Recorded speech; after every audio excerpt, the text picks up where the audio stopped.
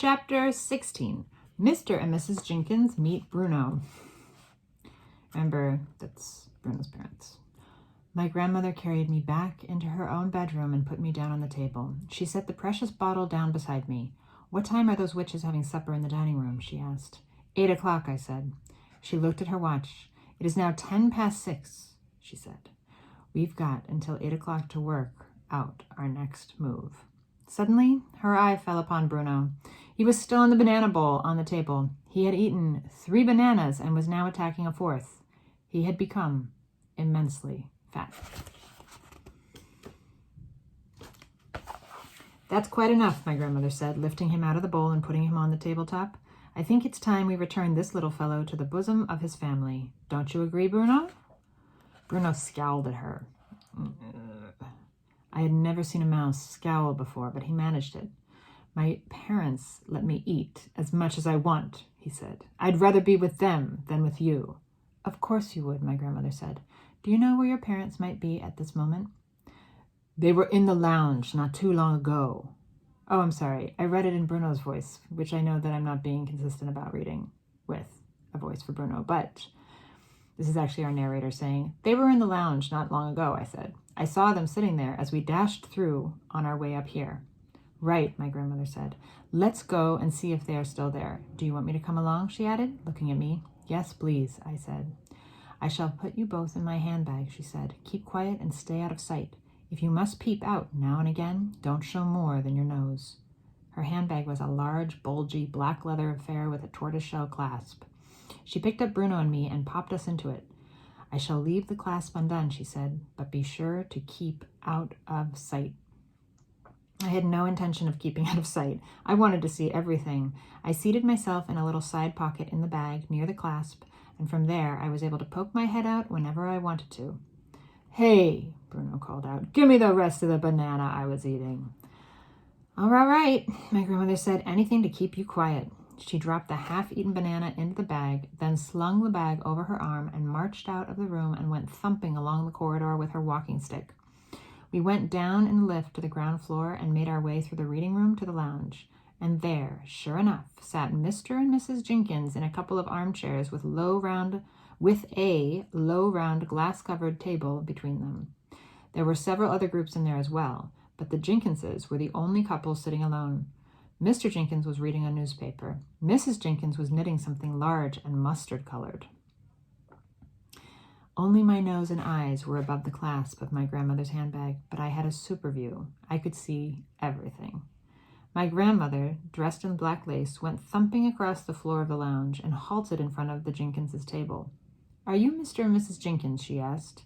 Mr. Jenkins looked at her over the top of his newspaper and frowned. "Yes," he said, "I am Mr. Jenkins. What can I do for you, madame?" "I'm afraid I have some rather alarming news for you," she said. "It's about your son, Bruno." "What about Bruno?" Mr. Jenkins said. Mrs. Jenkins looked up but went on knitting. "What's the little blighter been up to now, Mrs. Jenkins? Mrs. Jenkins.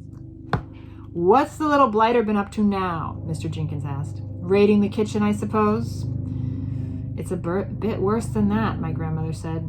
"Do you think we might go somewhere more private while I tell you about it?" "Private?" Mr. Jenkins said. "Why do we have to be in private?"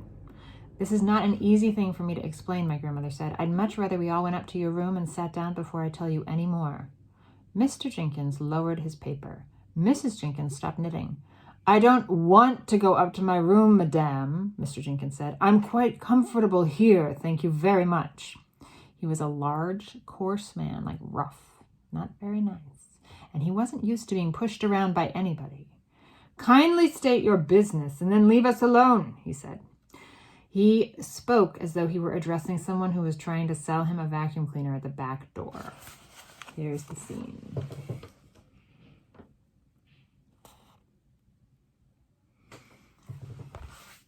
My poor grandmother, who had been doing her best to be as kind to them as possible, now began to bristle a bit herself, like get riled up. "We can't really talk about it here," she said. "There are too many people. This is a rather delicate and personal matter." "I'll talk where I dashed well want to, madame," Mr. Jenkins said. "Come on now, out with it. If Bruno has broken a window or smashed your glasses, then I'll pay for the damage, but I'm not budging out of the seat. One or two other groups in the room were beginning to stare at us now. Where is Bruno anyway? Mr. Jenkins said. Tell him to come here and see me. He's here already, my grandmother said. He's in my handbag. She patted the big floppy leather bag with her walking stick. What do you mean he's in your handbag? Mr. Jenkins shouted.